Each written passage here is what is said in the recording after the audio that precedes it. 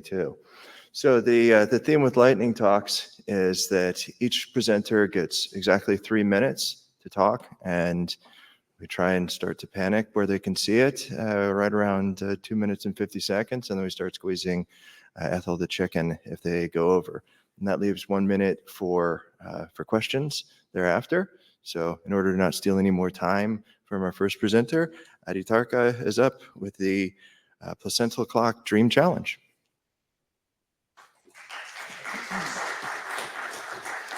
So, hi everyone. This is about our crowdsourcing project called Placenta Clock Dream Challenge. So, this project is born around the need to use epigenetic data to assess whether there is an accelerated aging or decelerated aging in tissues and in humans and also animal models. So, for the type of tissue that we are interested in, which is the human placenta, there is some evidence that accelerated aging may be related to some health outcomes. And in order to do these kind of studies, we need some accurate clocks that would tell what is the age of that placenta.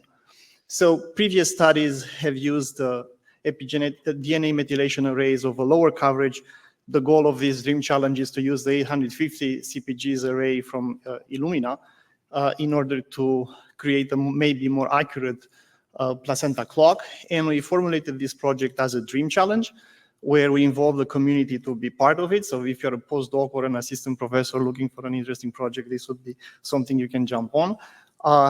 The DREAM framework has been used in pregnancy research before with different types of data and other outcomes. Now, in a nutshell, this is how what this challenge is about. So first of all, we have curated about 1,700 epigenetic profiles, and this includes, and we have the associated chronological age of the placentas at the time of collection. And the participants in the challenge are invited to use this data to create models and then submit this in a Dockerized format so that we can apply those models on a test data set that we have private. And there is also a leaderboard where you can get in real time information about your model. So if you're looking for an interesting problem where N much lower than P framework, and you are interested also in imputation from a lower dimension to a higher dimension using omics data, that would be an interesting talk. So this would be an interesting project for you. So why bioconductor? Well, all the infrastructure is here for omics data, and I think there is a potential overlap of interest for these two topics here, the predictive analytics part and the imputation part. So how do you participate? You register, you get access to the data, you submit a Docker with your model. That is evaluated in real time, and you get an email back with the predictive performance on the leaderboard. But the final ranking will be on a 400 samples data set that only we have the key for. And well, why would you be bothered doing this? Well, the top teams get to be co-authors on the manuscript, and we can sponsor them to the RSG Dream Challenge. Thank you. These are all the people that contributed. Thank you.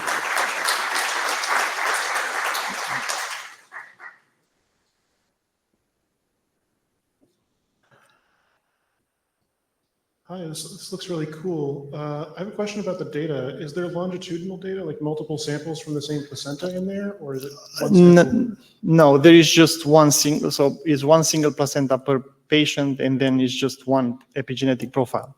Okay, thank you.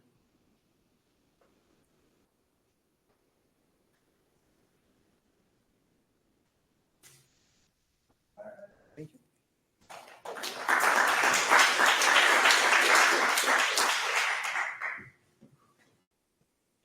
Our next presenter is the renowned Hervé Pagès on sparse array.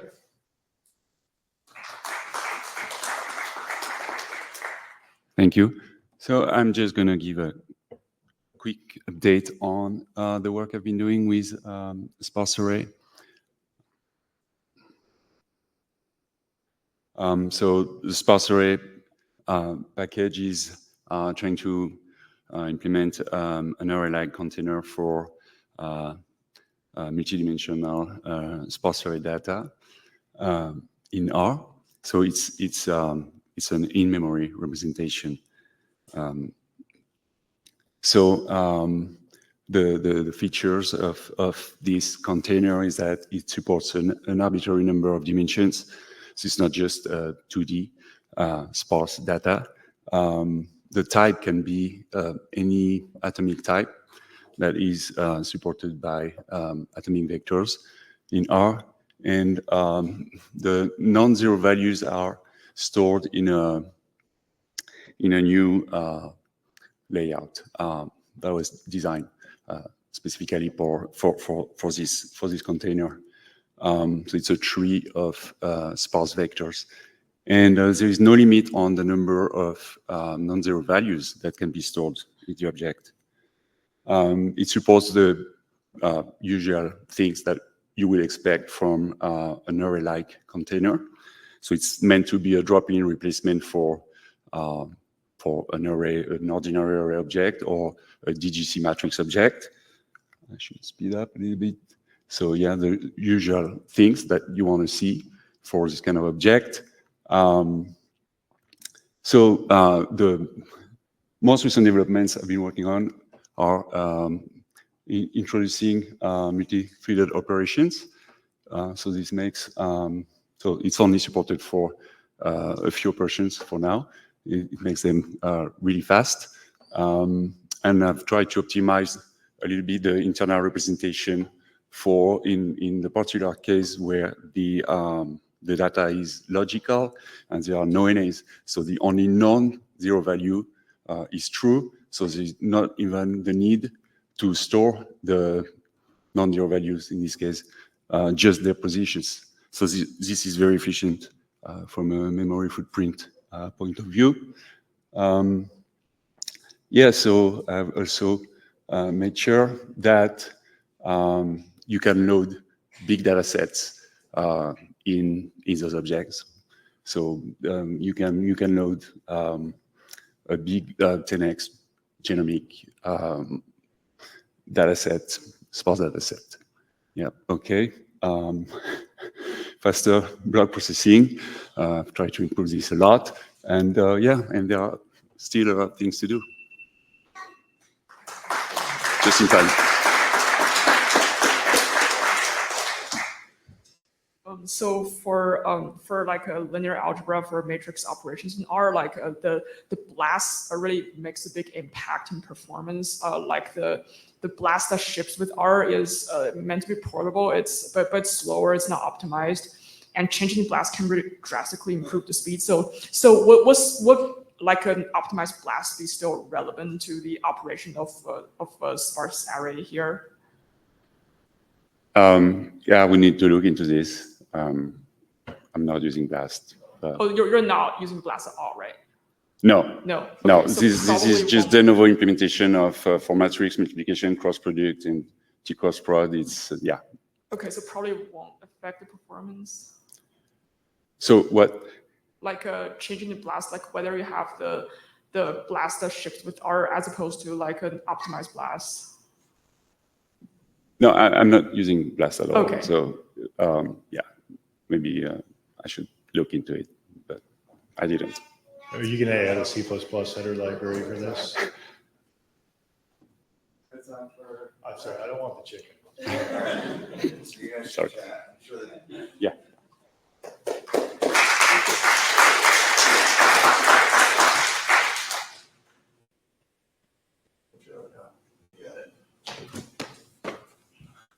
Our next lightning talk is from Jin Wakati, our core member and member of the Waldron Lab at the City University of New York.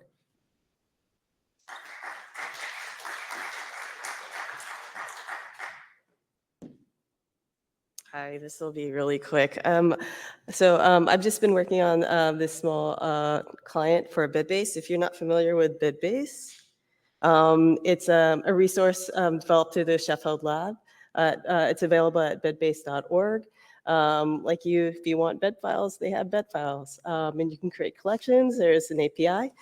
There's also a Python client. So I've been working on the R client.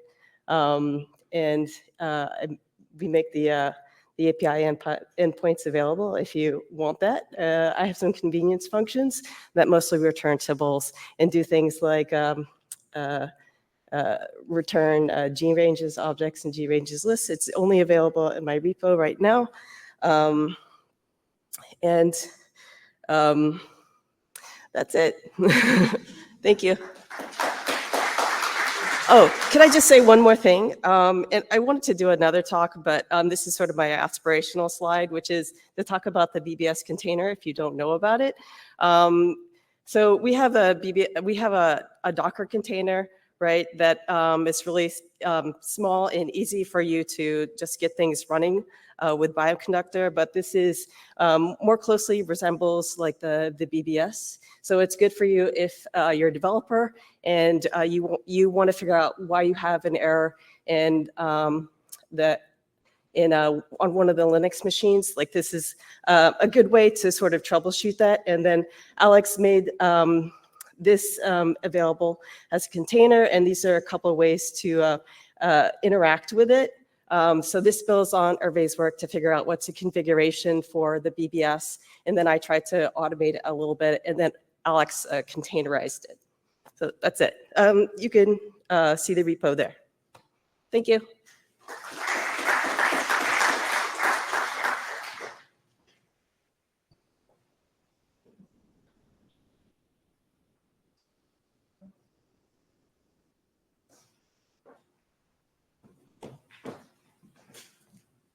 Our next presentation is from Ezekiel Hikanem, the current intern at Bioconductor, and if I'm not mistaken, also a rising junior at Vassar.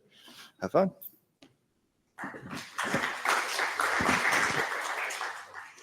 Thank you. My name is Ezekiel. I'm a rising junior computer science major at Vassar College, and I just want to come and share what I've been doing recently for my project for Bioconductor. So I'm helping deploy large language models to assist bioinformaticians when they want to contribute scientific package contributions, and I'm using retrieval augmented generation to do this.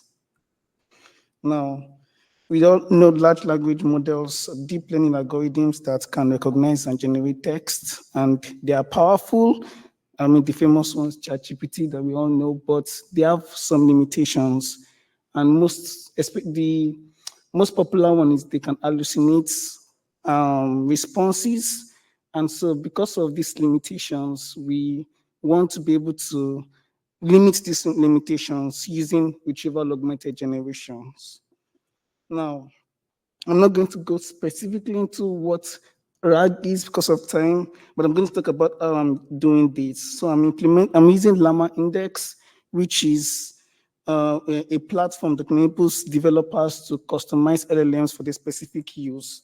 And what I'm doing is I'm gathering this data from, I'm presently gathering data from the contributions page of Bioconductor sites, and then I'm indexing all the data from these contribution pages into a vector database.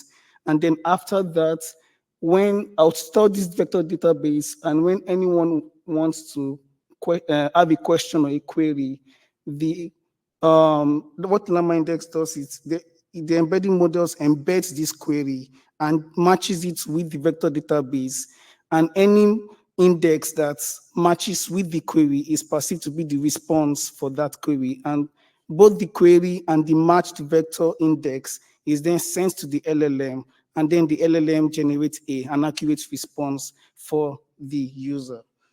And so the one specific use case for this would be to implement a GitHub action that would help review submissions to Bioconductor software, and this will guide bioinformaticians with any question they have, and also reduce the heavy stress on human reviewers. So special thanks to the Bioconductor core team, especially Alex, for personally advising and mentoring me during this internship, and also to Ludwig's team at CCB for helping guide the direction of this internship. Thank you.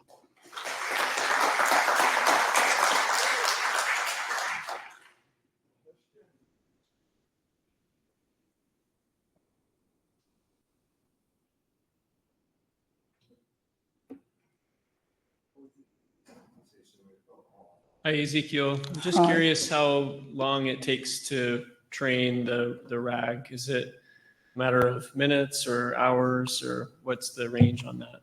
Yeah, so I'm using GPU on Jetstream, and so that makes it fast. So what I'm doing first is to index these databases so that when a person asks this question, it doesn't have to index the database again. So that way it's faster. It just goes to the database, matches the vector with the query, gets the one that are similar, and you can actually get maybe top 2 similarity or top 3 similarity, and then you can, from those similar indexes, you can tell the LLM to produce which response. Usually you actually tell the LLM to produce the top response, and then it tells the user.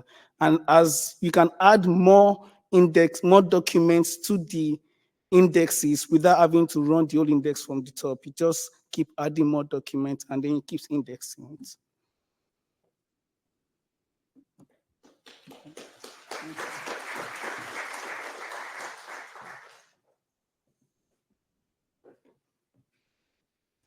Our next presenter is from the De Bruyne Lab at Grand Valley State. Jack Forback will be presenting multi-head attention and single cell variational autoencoders.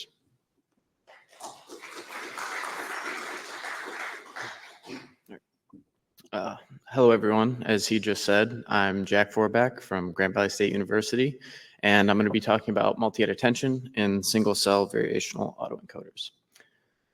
So if you don't know, multi-head attention is the core mechanism behind the transformer network used in LLMs like ChatGPT. And in single-cell processing, there's been some success by models like SCGPT and GeneFormer. So we want to address the question, does multi-headed self-attention improve the performance of our single-cell variational autoencoding? The metrics we're going to use to measure this are mean squared error, or the ability of our model to reconstruct cells accurately, and KL divergence, how well our model is fitting to our prior distribution, and UMAPs, which show clustering of cells in the latent space of our model, how well it's able to put like cells together. We're going to be focusing on mean squared error for the purposes of this presentation. Thank you. We tested multiple placements and configurations in our model. So in the compressed latent space, we tested a lot of different ways to see where our attention module performed best. And this is the module structure, heavily inspired by the paper Attention Is All You Need, the transformer encoder specifically in that paper. And here is how we validated the module structure through testing. So the first thing is we tested the type of attention to implement, linear attention versus nonlinear attention. And nonlinear attention with embeddings, linear attention performed the best. That's the linear projection you saw in the module before. So we went on and continued testing with that. We tested the number of heads next in powers of 2 up to 128. All of this testing was done in the 256 encoder layer. That's where our data is most compressed. The theory behind that is if it's able to model relationships where the data is most compressed, it should also be able to generalize and be put in other locations in our model. Next, we tested the number of linear layers in the linear module, and chaining multiple modules together. Neither seemed to offer any significant improvements, and the far rightmost table is the different locations that we put it in. The best results we were able to find was not significant improvement. It was at the very top of the rightmost table. So we found that in our model, multi-headed self-attention did not improve performance metrics of the VAE. There are lots of ideas we have about why this is. And if you want to learn more, talk to me at lunch. I'd love to tell you about it. I want to thank everyone in the De Bruyne Lab and my mentor, Zach De Bruyne, for all their help on this project. Thank you.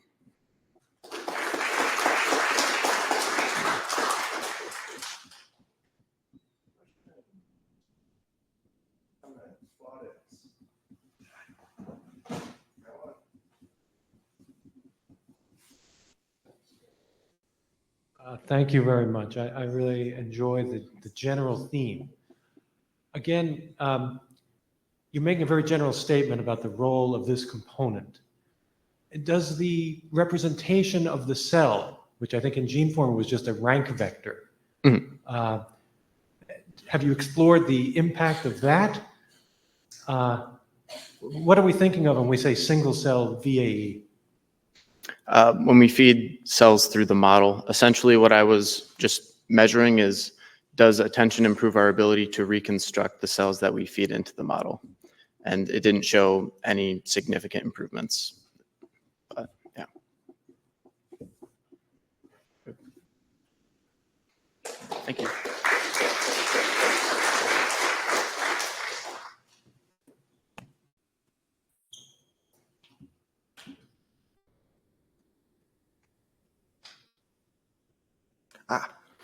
Our next presenter will be Alex Mahmoud. This is going to be a virtual talk. So off we go. Bioconductor core team, and just want to talk about some recent additions to Bioconductor that users can start playing around with. First, I want to talk about WebAll. So in the past year, a lot of client packages have become available in WebAll or WebAssembly, which allows for in-browser, fully client-side computation of R code. So you might have seen this before for Python, but now you can do it with R code, where you just have an HTML page, and embedded, you just have blocks of code that can be run. And it's all running on the user side with no infrastructure or server needed. So this can be used with Code Markdown. If you Google WebAll Code Markdown, you find details about that. All you have to do to use Bioconductor packages is specify in the WebAll install command the weball.bioconductor.org/version. Please join the WASM channel on the Bioconductor community Slack to talk about WebAll, your experience, if you have problems or report any issues. This is still experimental. There's a lot of missing packages, but hearing about users' experiences is really helpful. Just to show quickly this in action, if I do WebAll install, you can see BioC generics and S4 vectors got installed. If I specified the weball.bioconductor.org/version in the repository here. Next, I want to talk about BioC2U. So BioC2U extends the R2U project. It is still in early stages and experimental, but it will likely be maintained forward as it's used in the Anvil project. It offers R packages packaged as Debian packages, so they can be installed with apt install on Ubuntu, and they are linked to the system dependencies, so you don't need anything pre-installed. Everything comes together. It's pre-compiled binaries for the R packages, so no compilation needs to happen, so it's a fairly fast installation.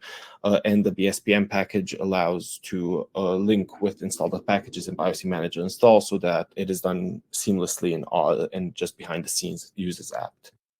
Just to quickly show this, and this is a little bit sped up to get into the time of the lightning talk, but installing single cell experiment takes about 30 seconds. It brings in all dependencies and system dependencies, and 30 seconds includes even updating all other packages. Last, inspired by the talk about Singularity and hearing about how much effort it is to use Singularity with Bioconductor, I started an effort to try to build Singularity images as part of the container building process that currently builds the Bioconductor Docker images. I was able to get a first pass working last night. So there's an experimental image hosted on our bucket on the Open Storage Network, still pending testing, but I've also asked for the Singularity channel to be created, thank you, Maria, on the Bioconductor Slack channel. So if you are interested in this, please join. And that is it for me.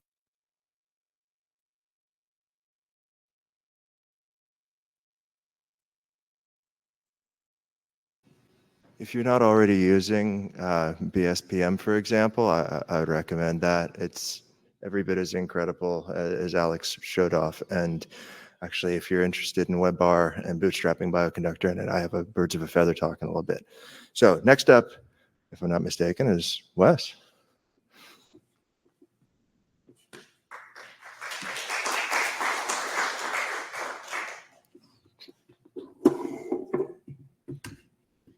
Sweet. Thanks for that introduction, Tim. My name's Wes. Not only do I mispronounce people's names all day long, I also do computational biology and tumor immunology at Penn Medicine. And I also stream bioinformatics on Twitter and YouTube. My boss will often ask me, why do I do this? What do I get out of it? I tell him it's a good way to cope with life as a postdoc, as academia can be toxic at times. This is, and he's always like, how bad could it be? I'm like, well, let's ask GPT and see what it says about the whole process of academic life. Yeah, that seems legit. My life is routinely on fire all the time. But there's lots of things that you can use from streaming that you can take to practice in your life in academia. Catchy article titles and good visuals are really needed to get to top tier journals like this. The same is true for the YouTube algorithm. Sometimes you got to be the first to discover something. Pioneering on the vanguard of science like Tim. Good prompt, no cap. Sometimes it doesn't hurt to be a little controversial. Have a hot take. Get the scientific community talking. And of course, there's always the tried and tested method of just throwing as many buzzwords and trending technologies and wait for that sweet, sweet NIH money to come flowing in. And if you haven't grabbed that package name yet, I think it's available. But science life isn't all about just getting your work out there. It's about becoming a better investigator. And that's why in part of academia, we have all the great mentorship opportunities and constructive feedback to give scientists. Each one of these kernels of wisdom to help us grow into the scientists of tomorrow. The comments section on a video is equally helpful, probably because it's just as anonymous as reviewer number 2. Oops, sorry, my screen went blank. And as you can kind of see from R is for noobs, that feedback is going to take your coding to the next level. But I don't let these comments get me down. I quickly noticed I could tell how idiotic a comment was by the ratio of swear words. Now they say every day is full of teachable moments, so I took this data and I created a ggplot tutorial, and I taught some people on the internet how to make pretty figures in R by graphing the PP score, or percentage of profanity, in my previous videos. I hope this talk has shown you how you might get your hobbies and have more transferable skills to bring to academia. And if my PI is watching, this is why my YouTube Premium is in my grant budget under learning skills. And until next year, Bioconductor, like and subscribe.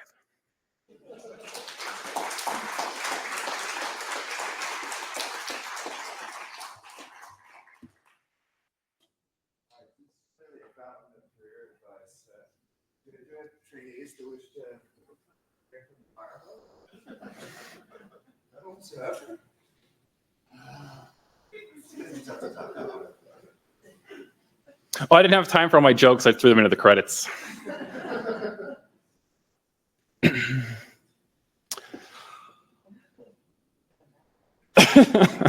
Well then, I won't keep you from lunch. So go enjoy your lunch and we'll meet back after. Thank you so much.